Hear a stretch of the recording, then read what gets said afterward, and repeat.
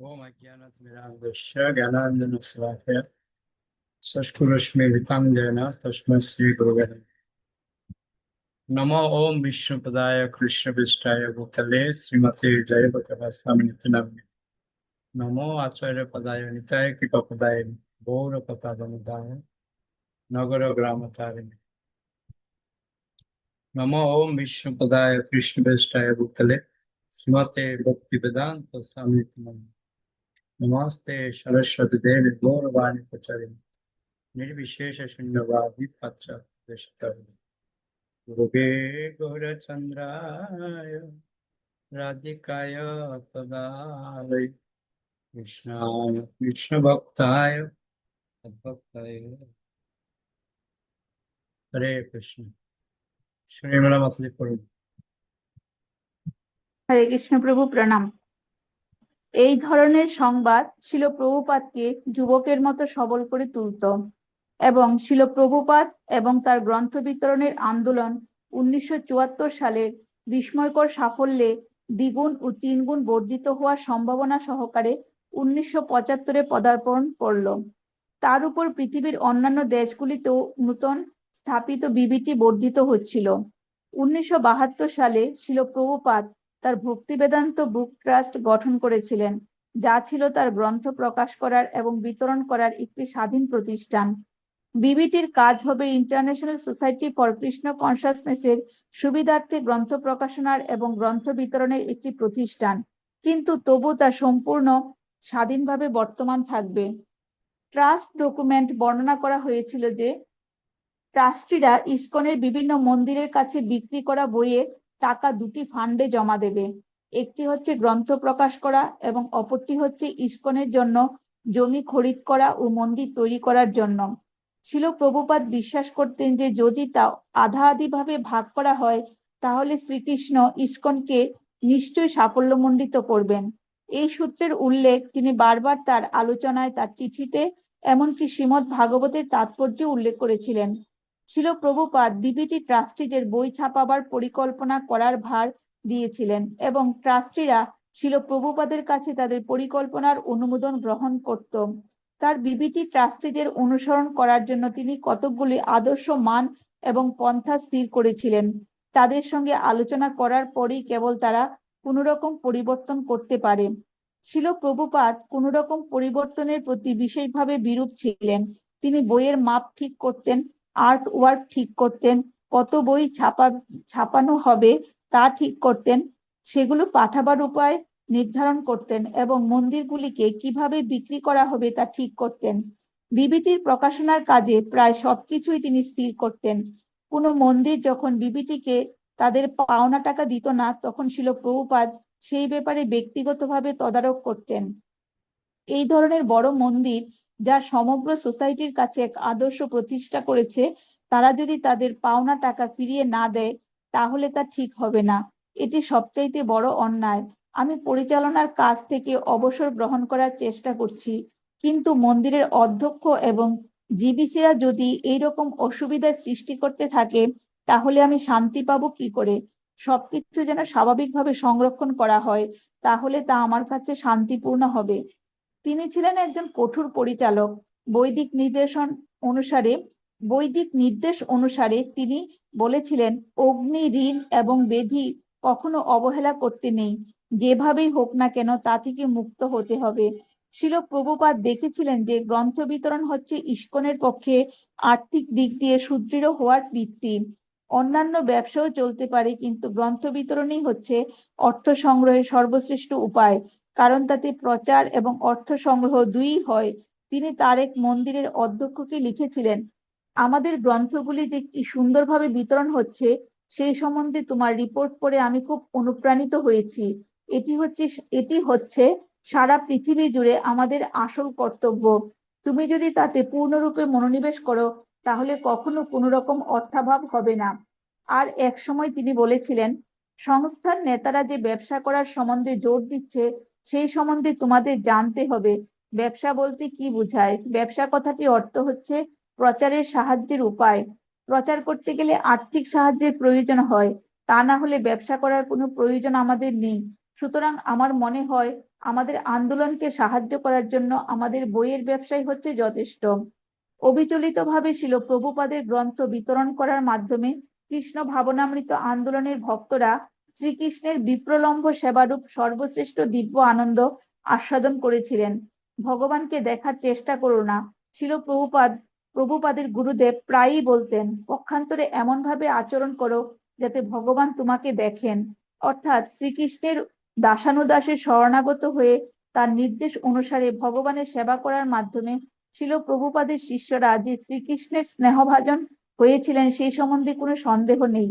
ছিল প্রভুপাদ বলেছিলেন, সবচাইতে তাড়াতাড়ি শ্রীকৃষ্ণের মনোযোগ আকর্ষণ করার পন্থা হচ্ছে অন্য মানুষদের কৃষ্ণ ভাবনায় উদ্বুদ্ধ করা। তাই গ্রন্থ বিতরণকারীরা তাদের গুরুদেবের সঙ্গে এক বিশেষ অন্তরঙ্গ ভাব অনুভব করেছিল এবং তাই তাদের গ্রন্থ বিতরণের মাধ্যমে ভগবানের সেবা করতে অনুপ্রাণিত করেছিল। সঞ্জয়, তত্ত্বগতভাবে আমরা দেখছিলাম যে আমাদের গুরু মহারাজ চেয়েছিলেন আমরা যেন জায়গায় জায়গায় গিয়ে গ্রন্থ বিতরণ করি। তাও আমরা জানতাম, সেটি আমাদের কাছে পরিষ্কার ছিল। আমরা আমরা একটি আদর্শ অনুভব করতাম। এই গ্রন্থগুলি এবং ম্যাগাজিনগুলি পৃথিবীর আমূল পরিবর্তন সাধন করবে। কৃষ্ণ ভাবনামৃতে যুক্ত হলে স্পষ্টভাবেই বোঝা যায় যে এই পৃথিবী কি দুর্দশাগ্রস্ত, এখানকার সবকিছুই কি প্রচন্ডভাবে কলুষিত, এখানকার মানুষেরা কিরকম ঈর্ষাপরায়ণ এবং জড়জীবন কি ভয়ঙ্কর, সেটি আমরা বুঝতে পারি। আমরা অনুভব করি যে ব্যক্তিগতভাবে আমাদের পক্ষে তার কোনো পরিবর্তন করা সম্ভব নয়, কিন্তু আমরা জানি যে কেউ যদি শিল প্রভুপাদের একটি গ্রন্থ পায় এবং তা পড়ে, তাহলে তার জীবনের গতিপথের পরিবর্তন হবে, সে পারমার্থিক পথে অগ্রসর হবে, সেই সম্বন্ধে কোনো সন্দেহ নেই। আমরা অনুভব করি যে কৃষ্ণ ভাবনামৃত প্রচার হওয়ার ফলে ভবিষ্যতে এই পৃথিবীতে এক বিরাট পরিবর্তন আসবে। শিল প্রভুপাদও বলেছিলেন যে কেউ যদি একবার অন্তত এই গ্রন্থগুলির একটি গ্রন্থ স্পর্শ করে, তাহলে তার জীবনের পরিবর্তন হবে। আমাদের সেই গ্রন্থগুলির উপর এবং শিল প্রভুপাদের উপর পূর্ণ বিশ্বাস ছিল। কেশব ভারতী, গ্রন্থ বিতরণের মাধ্যমে আমরা শিল প্রভুপাদের সান্নিধ্য অনুভব করতে পারতাম। লোকদের ধূপকাঠি এবং ওই ধরনের কিছু নেওয়ার সঙ্গে গ্রন্থ নেওয়ার মধ্যে এক বিরাট পার্থক্য আমরা অনুভব করতাম। কয়েকজন ভক্ত যে শিল প্রভুপাদের ঘনিষ্ঠ সান্নিধ্য লাভ করেছে এবং আমরা যে তার থেকে বঞ্চিত হচ্ছি সে কথা কখনো আমাদের মনে হতো না। গ্রন্থ বিতরণকারীরা সর্বদাই প্রবলভাবে অনুপ্রেরণা লাভ করত। আমরা পড়েছিলাম ছিল হরিদাস ঠাকুর কিভাবে ভগবানের দিব্য নাম গ্রহণ করার জন্য মানুষের কাছে আকুলভাবে নিবেদন করতেন এবং মাটিতে গড়াগড়ি দিতেন। এই ধরনের ঘটনা আমাদের অনুপ্রাণিত করত। বৈশেষিক, আমরা ভাবতাম শিল প্রভুপাদ কত কঠোর পরিশ্রম করে এই গ্রন্থগুলো লিখেছেন। আমরা ভাবতাম রাত্রিবেলায় অল্প একটু ঘুমিয়ে এবং দিনের বেলায় অন্যান্য সমস্ত কাজ ফেলে রেখে শিল প্রভুপাদ কিভাবে এই গ্রন্থগুলো লিখেছেন।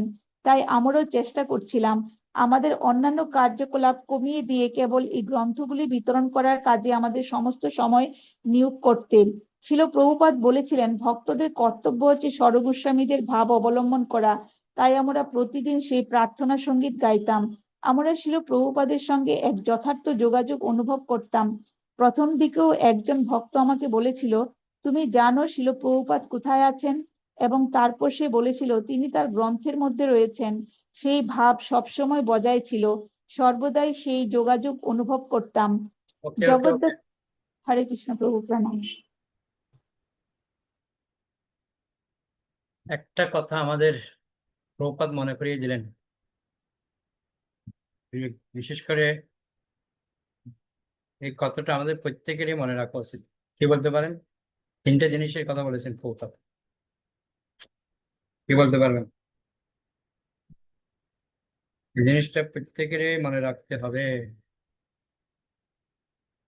আপনারা তো এতক্ষণ ধরে আহ শুনলেন প্রভুপাদের লীলামৃত, যে ওখানের মধ্যে তিনটে জিনিস সে জন্য কখনো অবহেলা করা উচিত নয়। সেই তিনটে জিনিস কি, কে বলতে পারেন দেখি? কারা শুনেছেন মন দিয়ে? আদৌ কি মন দিয়ে শুনছেন, না চালিয়ে দিয়ে যে যার মতো ঘুমিয়ে পড়েছেন? এবার প্রমাণ বোঝা যাবে। এই কয়জন লোক হাত তুলেন দেখি, বলতে পারেন এই যে তিনটে জিনিসের কথা প্রভুপাদ বললেন? তার মানে এতগুলি লোক যে আপনার ক্লাসে আছেন, আপনাদের মন অন্যদিকে, তাহলে সিম্পল তিনটে জিনিসের কথা বলেছে, তিনটে জিনিস খুব ফেলে রাখতে নেই। প্রভু অগ্নি অর্থ আর একটা কি বললো? হ্যাঁ, সেটাই তো কথা। তিনটে বলেছে, তিনটে, হ্যাঁ, অগ্নি অর্থ। আমি তো এখন জয়েন হয়েছি, জয়েন যখন হয়েছে তখন ব্যাধি, রোগ রোগ ব্যাধি। ওকে, মালিনী মাতাজি বলুন, কি বলছেন আপনি? রূপশ্রী মালিনী মাতাজি, হরে হরে কৃষ্ণ প্রভু প্রণাম। বলুন। বলছি এই যে প্রভুপাদ বলছে যে অগ্নি অর্থ আর বেদি ফেলে রেখতে নেই, আর প্রভুপাদের এই গ্রন্থগুলি যারা মানে প্রচার করে তারা সরাসরি ভগবানের সাথে যুক্ত থাকে। এবং যারা এই গ্রন্থগুলি করতেছিল, যে ধূপকাঠি এগুলি যে বিক্রি করছে, এগুলি বিক্রির চেয়ে যখন মানে গ্রন্থ বিক্রি করে, তাতে মানে তারা ফিল করতে পারছে যে তারা প্রভুপাদের সাথে যুক্ত আছে। ওকে, ধন্যবাদ। হরে কৃষ্ণ। এই তিনটা জিনিসের কথা প্রত্যেকেরই মনে রাখা উচিত, বুঝতে পারছেন? এই তিনটে জিনিস যত তাড়াতাড়ি সম্ভব রিকভারি করা যাবে তত ভালো, নাহলে ভয়ঙ্কর। ওকে, কি বলতে চান? তবে একটা জিনিস, এই যে প্রভুপাদ যে কথাগুলি বলছেন না, এই কথাগুলি আমাদেরকে হৃদয়ে ধারণ করা উচিত। তাহলে আমরা বুঝতে পারবো যে প্রভুপাদ আমাদেরকে কি ভাবে আমাদেরকে পরিবর্তন করতে চাইছেন। ওকে, পরিবর্তনের দিক।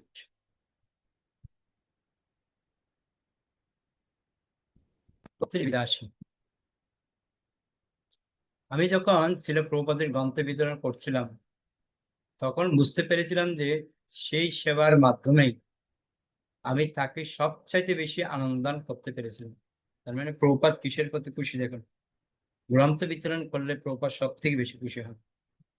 আর বর্তমানে আমাদের গুরুবর্গরাও এটার উপরে প্রাধান্য দিচ্ছে। আমরা 3 ঘন্টা লেকচার দিয়ে একটা লোককে বক্তব্য বানাতে পারি না, তাকে আমরা একটা গ্রন্থ দিতে পারলে এই গ্রন্থ পড়ে একদিন না একদিন সে বক্তা হবে। আমি তাকে তার গুরুদেবের নির্দেশ রূপদান করার কাজে সাহায্য করেছিলাম, এবং তাই তিনি আমার প্রতি প্রসন্ন হয়েছিলেন। আর সেই কাজটি সুন্দরভাবে সম্পাদন করতে পারলে তিনি আমার প্রতি আরো বেশি প্রসন্ন হতেন। আমি সবসময় শুনতাম যে কেউ যদি বাইরে গিয়ে অন্তত একটি ম্যাগাজিনে বিতরণ করত, তাহলে ছিল ভক্তি সিদ্ধান্ত সরস্বতী ঠাকুর কত খুশি হতেন। কারণ এটি হচ্ছে সংকীর্তন বদ্ধজীবকে ভগবানের করুণা প্রদান করার চেষ্টা। এই কথার উপর আমার একটা কথা মনে পড়ছে, আমরা মধ্যম গ্রামের ভক্তরা এতটুকু সময় নেই যে একটা ভগবত দর্শন প্রচার করার। আমাদের কমপক্ষে হলে 1000 পিস মানে ভগবত দর্শন পড়ে আছে। দুঃখের সংবাদ, একটা ভক্ত নেই যে একটা ম্যাগাজিন আমরা প্রচার করি। গ্রন্থ প্রচার করতে যে আমাদের কি কষ্ট, আমি বুঝতে পারি না। গ্রন্থ তো করছেই না, মাঝে মধ্যে দু একটা হাতে করলে হয়, কিন্তু ভগবত দর্শনটা তো ইজিলি প্রচার করা, সেটাও আমরা করছি না। আর এখানে ভক্তি সিদ্ধান্ত সেটা কি বলছে, একটা ম্যাগাজিনে যদি কেউ প্রচার করতো তাহলে তিনি কত খুশি হতো। কারণ এটি হচ্ছে সংকীর্তন। সংকীর্তন মানে হচ্ছে একটা গ্রন্থ হলো কাউকে দেওয়া। আমি চেয়েছিলাম কমসে কম মাসে প্রত্যেক বক্তারা 5টা করে হলো ভগবত দর্শন প্রচার করুক। একটা লোককে যদি বলে আপনি একটা ভগবত দর্শন, উনি যখন এই মাসে নেবে, পরপর প্রত্যেক মাসে ওনাকে দিয়ে যান। এটাই তো প্রচারের একটা মাধ্যম। যেই মাসে সে যাবে ভগবত দর্শন এনে বাস ওনাকে দিয়ে দিন, ও এটা আপনার, তাহলে না তারা পড়ার জন্য আকৃষ্ট হবে। আমাদের সেই সময় বা কোথায়, আমরা মোবাইলে এদিক ওদিকে সময় নষ্ট করতে পারি, কিন্তু ভগবত প্রচারের বিষয়ে আমাদের বিন্দুমাত্র সময় আমরা বের করতে পারি না। বদ্ধজীবকে ভগবানের করুণা প্রদান করার চেষ্টা। আপনি একটা গ্রন্থ যদি কাউকে দেন বা একটা ভগবত দর্শন যদি কাউকে দেন, তাহলে তাকে ভগবানের করুণা প্রদান করেছেন আপনি। আমি সবসময় সমাজ সেবামূলক কাজ করতে চেয়েছিলাম। মানুষের জন্য কিছু করতে আমার ভালো লাগে, আর এটি হচ্ছে সর্বশ্রেষ্ঠ মানব সেবা। এই সেবার মাধ্যমে তাদের ভগবানের কাছে ফিরে যেতে সাহায্য করা হচ্ছে। দেখুন, একটা গ্রন্থ যদি আপনি তাকে দিতে পারেন, একটা ভগবত দর্শন যদি দিতে পারেন, এর থেকে মানব সেবা আর কিছু নেই। সুতরাং সেটি ছিল আমার একমাত্র উদ্দেশ্য। এবং শ্রীকৃষ্ণের কাছে অন্য জীবদের নিয়ে এসে আমরা আপনা থেকেই পবিত্র হচ্ছিলাম।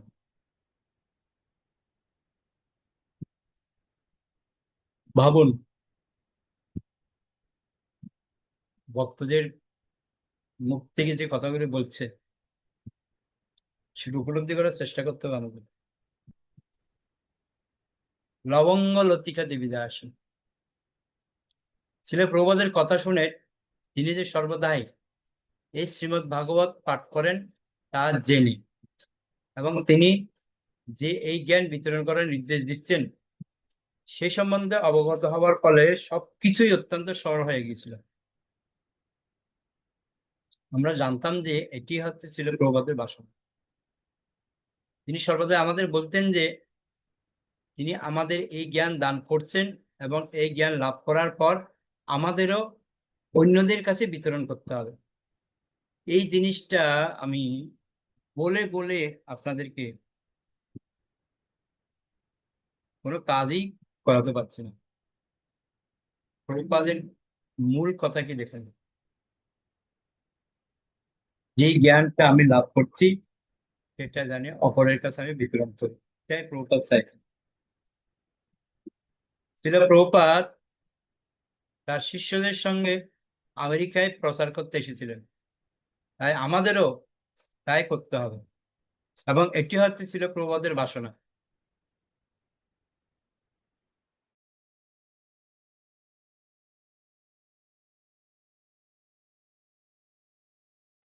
তিনি কত সময় ধরে এই গ্রন্থগুলি অনুবাদ করেছেন যাতে সেগুলি বিতরণ করা হয়। আমরা চাইতাম কেবল অন্যদের কাছে সেগুলি বিতরণ করতে, এবং আমরা চাইতাম তারা যেন এই গ্রন্থগুলি তাদের বাড়িতে রাখে। তার মানে বুঝতে পারছেন,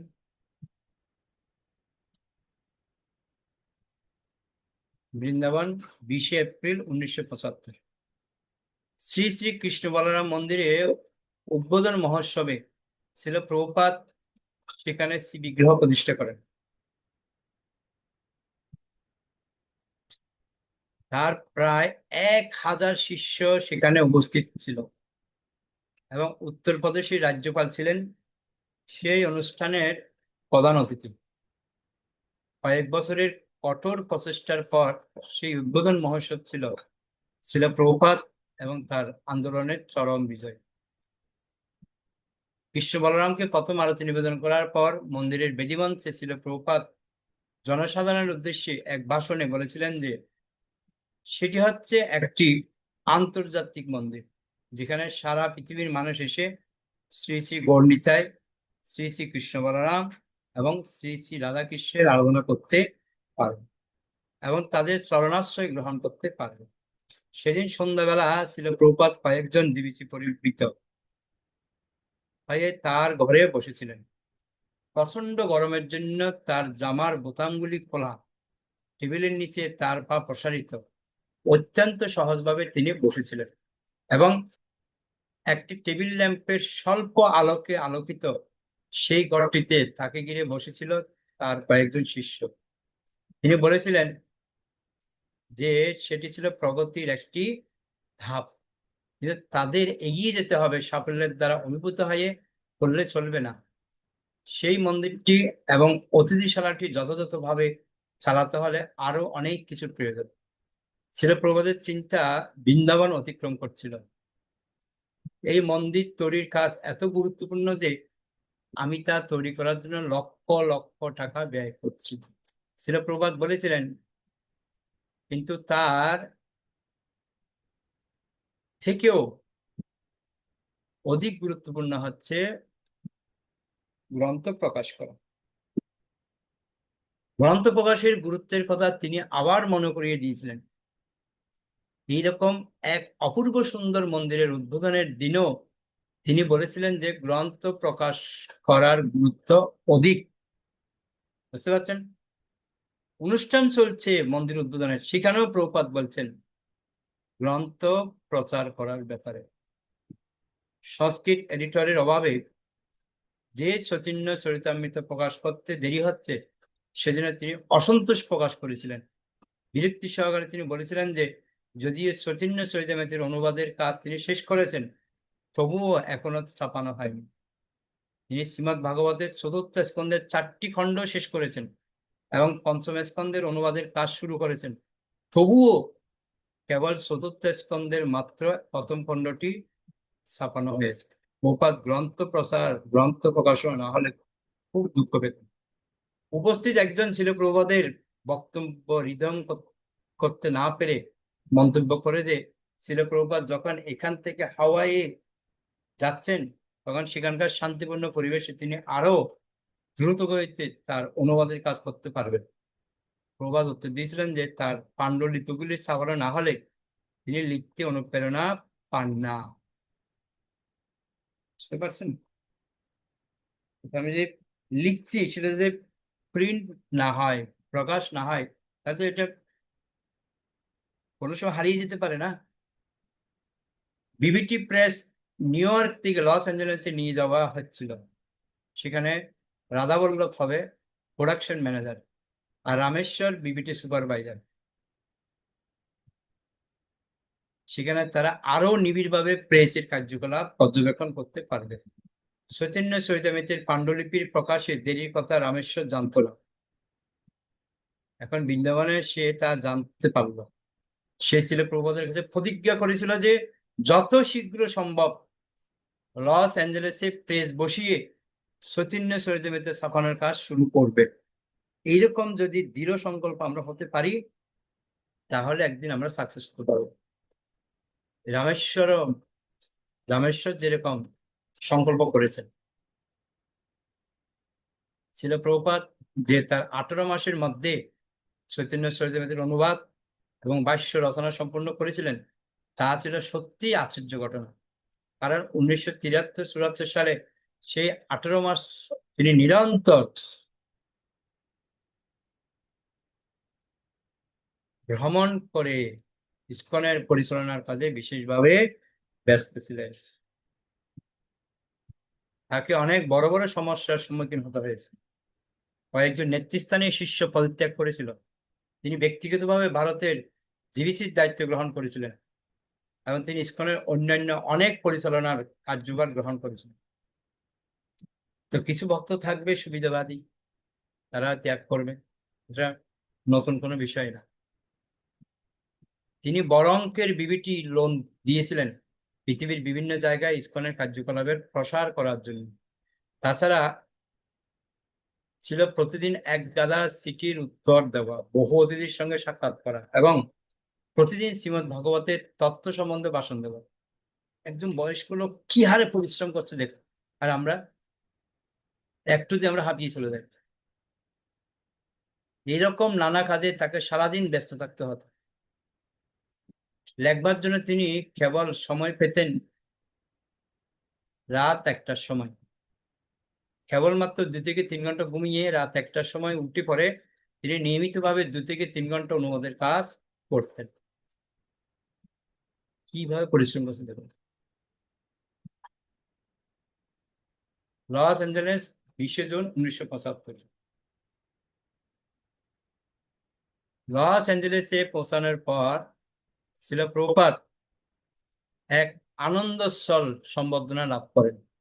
তার সঙ্গে কীর্তনানন্দ স্বামী, বিশ্বজন স্বামী, ব্রহ্মানন্দ স্বামী, কমল কৃষ্ণ গোস্বামী প্রমুখ নেতৃস্থানীয় সন্ন্যাসী এবং জিবিজি সেক্রেটারি ছিলেন।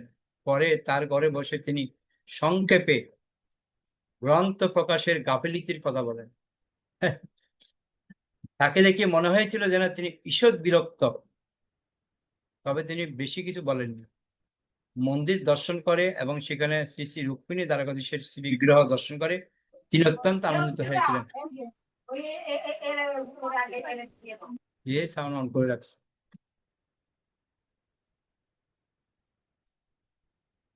তার সংক্ষিপ্ত আগমনী ভাষণে তিনি বলেছিলেন কেন তিনি তার শিষ্যদের বই ছাপানোর ব্যাপারে এমন ভাবে চাপ দিচ্ছেন।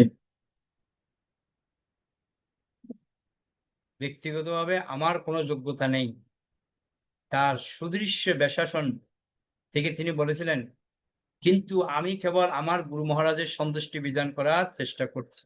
এই কথাটা আমাদের গুরু মহারাজও বলেন, ছিল প্রভুপাদ আমাকে গ্রন্থ প্রচার করার জন্য বলেছেন 1,00,000 ছোট বই, 10,000 বড় বই প্রত্যেক মাসে।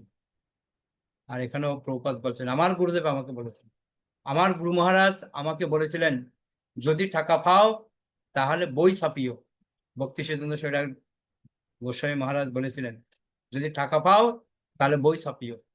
নিরালায় আমাদের আলোচনা হয়েছিল, কয়েকজন নেতৃস্থানীয় গুরুভ্রাত সেখানে ছিলেন রাধাকুণ্ডের মধ্যে কথাগুলি বলেছেন। গুরু মহারাজ আমাকে বলেছিলেন বাগবাজারে শ্বেত পাথরের মন্দিরটি তৈরি হওয়ার পর থেকে বিভেদের সৃষ্টি হয়েছে। তার মানে বড় মন্দির হলেই সমস্যা। সকলেই ভাবছে আমি এই গড়টি অধিকার করব অথবা ওই গড়টি অধিকার করব। তাই আমার এক এক সময় মনে হয় সেই মন্দির এবং তার শ্বেত পাথরগুলি বিক্রি করে বই ছাপায়। বুঝতে পারছেন? মন্দির তৈরি করলে প্রভুপাদ খুশি না, প্রভুপাদ খুশি গ্রন্থ। তার শ্রীমুখ থেকে সে কথা আমি শুনেছিলাম। আমি জানতে পেরেছিলাম যে গ্রন্থ প্রকাশের ব্যাপারে তিনি কত উৎসাহী। আর তিনি ব্যক্তিগতভাবে আমাকে বলেছিলেন যদি টাকা পাও তাহলে বই ছাপিও। তাই আমি সে ব্যাপারে জোর দিই বই কোথায়। তাই দয়া করে তোমরা আমাকে সাহায্য করো, এই আমার অনুরোধ। যতগুলি ভাষায় যতগুলি সম্ভব গ্রন্থ ছাপিও এবং সেগুলি সারা পৃথিবী জুড়ে বিতরণ করো। তাহলে কৃষ্ণ ভাবনামৃত আন্দোলন আপনা থেকেই বর্ধিত হবে। বুঝতে পারছেন প্রভুপাদ কি করলে খুশি হবেন? প্রভুপাদ সত্যিকার অর্থে যে আমরা প্রভুপাদকে খুশি করতে চাই, প্রভুপাদ চাইছেন আমরা একটা হলেও গ্রন্থ যেন আমরা প্রচার করি। একদম কিছু না পারলে একটা ভগবত দর্শন কমসে কম লোককে আমরা নেওয়ার জন্য রিকোয়েস্ট করতে পারি, তাহলে প্রভুপাদ আমাদের প্রতি খুশি হবে। কেন ছিল ভক্তি সিদ্ধান্ত সরকার ঠাকুর গোস্বামী মহারাজ চেয়েছিলেন মন্দিরের পাথরগুলি বিক্রি করে গ্রন্থ প্রিন্ট করো আর সেটা ভক্তদের কাছে পৌঁছে। আর আমরা তো ভগবানের প্রায় মন্দির একটা হলে দখল করি, এটা আমার রুম, এটাতে আমি থাকবো, এখানেই হবে সে হবে, এই চলছে। হচ্ছে গ্রন্থ বিতরণ করো। ওকে, অনেক ধন্যবাদ সবাইকে। আমরা এখানে শেষ করতে হলে বৈষ্ণব প্রণামের মাধ্যমে বাঞ্ছা কল্পতরুভ্যশ্চ কৃপা সিন্ধুভ্যেব চ পতিতানাং পাবনেভ্যো বৈষ্ণব অনধুর বৈষ্ণব বৃন্দা কি জয়। নিতাই গৌর প্রেমানন্দে।